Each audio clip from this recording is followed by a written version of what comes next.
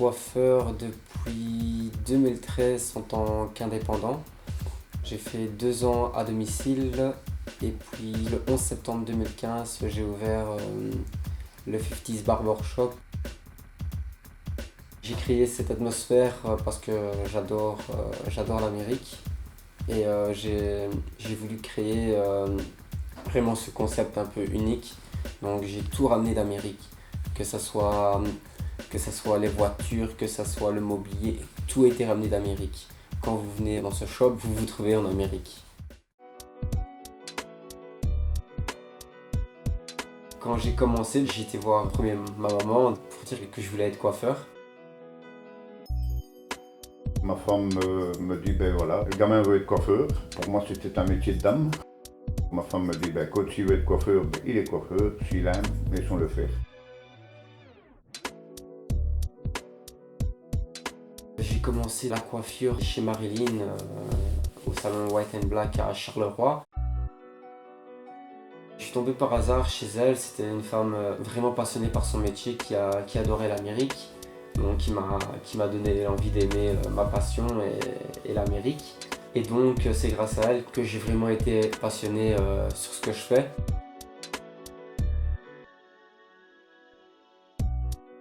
Il a eu un grave accident que beaucoup de gens ne savent pas et on a manqué de lui couper la jambe. Et ce que vous voyez ici autour de vous, c'est cet argent-là. Cet argent qu'il a touché en indemnité de son accident. On a racheté un atelier qu'on a refait, mais de A à Z, moi et mes 2 autres gamins. Et c'est comme ça que c'est venu qu'on a fait le salon de coiffure ici à la rue de Déporté, au numéro 86.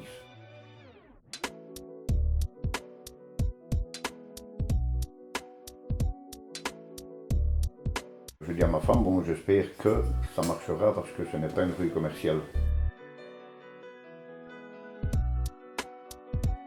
Quand il a vu que j'ai commencé à avoir ma clientèle, que j'étais passionné sur ce que je faisais, que je partais partout pour aller coiffer, ben là, il m'a laissé faire les choses.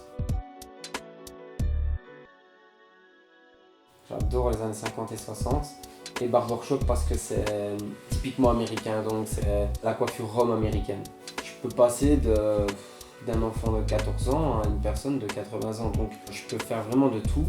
Après, je suis spécialisé dans les coiffures black américaines, donc afro-américaines, tout ce qui est pour la coiffure black, j'adore. Pas beaucoup d'autres salons coiffent les Africains parce que c'est une autre méthode pour coiffer. Après, voilà, je fais beaucoup des dégradés bas. Tout ce qui a à voir avec la culture américaine. Vous allez aller aux États-Unis, c'est vraiment typique ce genre de coiffure que vous allez retrouver là-bas. Tandis que dans les salons ici, c'est plus typique européen.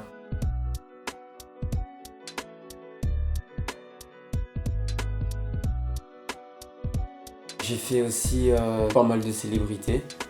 C'est un de mes rêves de toucher un peu la célébrité, donc aller coiffer les sportifs de haut niveau, coiffer aussi les chanteurs.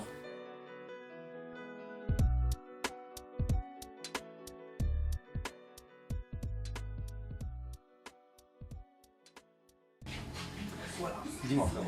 C'est grave, Là, voilà. Fais un truc comme ça. Quand tu veux un peu plus ça, on laisse chemin. C'est bien la ligne, je pense. Ok, pas de soucis, C'est un truc propre.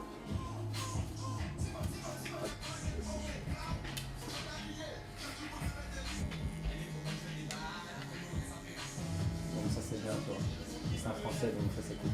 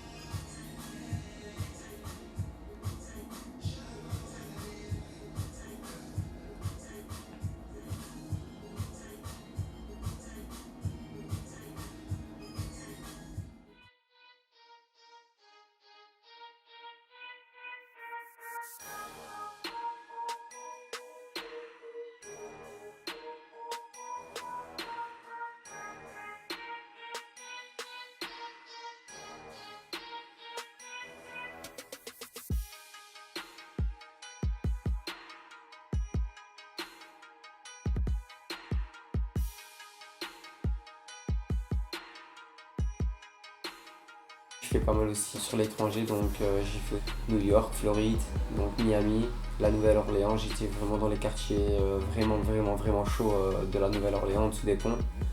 Je suis parti tout seul, j'étais le seul blanc.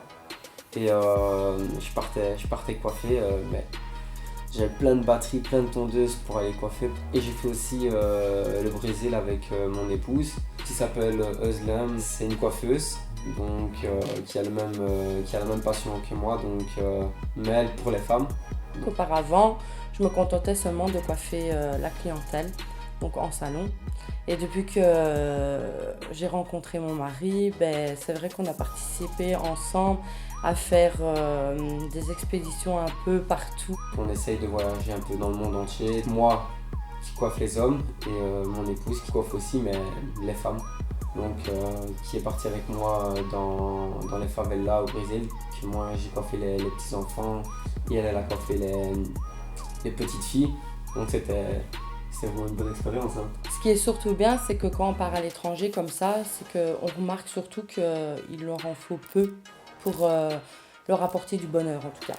Nous, voilà, on n'est pas élevés de la même façon, donc on a des goûts un peu plus de luxe, je dois dire, que quand on voit ces enfants ou alors ces femmes ou ces hommes, que rien qu'avec une coupe de cheveux, ils vous remercient comme si vous leur avez apporté énormément dans leur vie.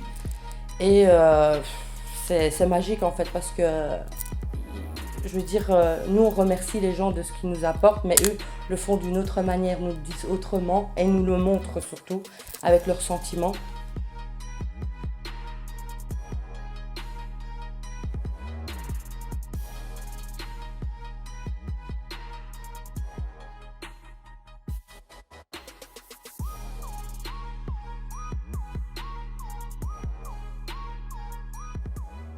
Je coiffe pas mal aussi de sans-abri pendant mes heures perdues. En Belgique, en France et à l'étranger. Je peux faire ça sur la place de Rive-Gauche, sur la grande place de Bruxelles.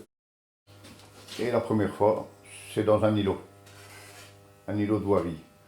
Un îlot de voirie, c'est ce qui est entre deux chaussées et ça se trouve au milieu, qui fait une moyenne d'1 mètre, 1,20 m de large. Et c'est là qu'il a commencé à coiffer. Tu viens voir, pas? Ouais. Mon Dieu, quand j'ai vu ça, je me dis, mon Dieu, mon Dieu, mon Dieu. Premier, déjà, ce que je fais, c'est que je leur propose des coupes gratuites. Il y en a qui acceptent tout de suite, mais c'est pas souvent le cas. Bonjour. Bonjour. Ça va? Voilà, en fait, j'offre des coupes gratuites aux sans-abri. Est-ce que ça t'intéresse? Oui, bien sûr, ça m'intéresse. Si tu as un petit peu avec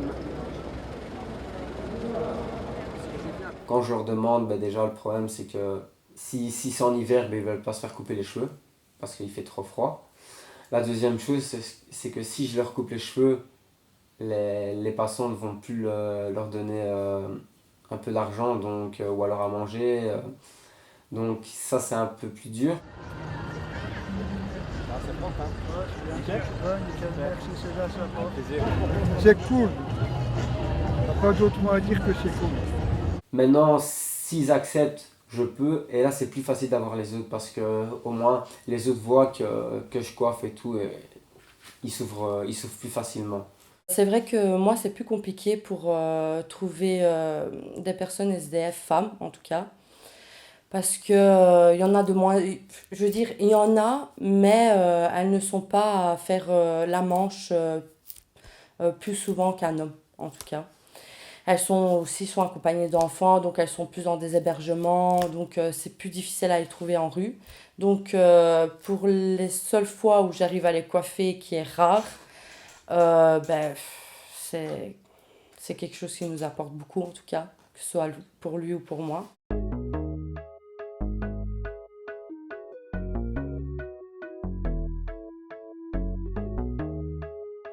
C'est chouette parce qu'on peut parler de tout et de rien avec eux, comment ils sont arrivés là. En général, quand mon mari se met à coiffer les SDF, donc moi je participe surtout à filmer les scènes, à prendre des photos, de partager ce moment avec eux. Pour moi c'est beaucoup quoi, ça me redonne un peu de bonheur quoi, tu vois, le fait d'avoir un beau visage, de me ressentir un peu comme avant, quoi, tu vois. C'est surtout ça, me revoir mon visage d'avant, quoi. Quand j'avais l'occasion de pouvoir aller au coiffeur, me faire beau et tout, ce que j'ai plus l'occasion pour le moment de faire, quoi.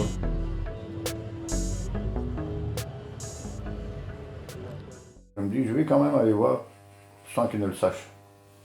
Et je veux dire honnêtement, il me faut beaucoup pour m'avoir des larmes aux yeux, mais là j'en ai eu. Voilà. Et je me dis, comme moi j'ai quand même vécu, je veux dire honnêtement, les gens ne le savent pas, dans la misère, ça me fait plaisir.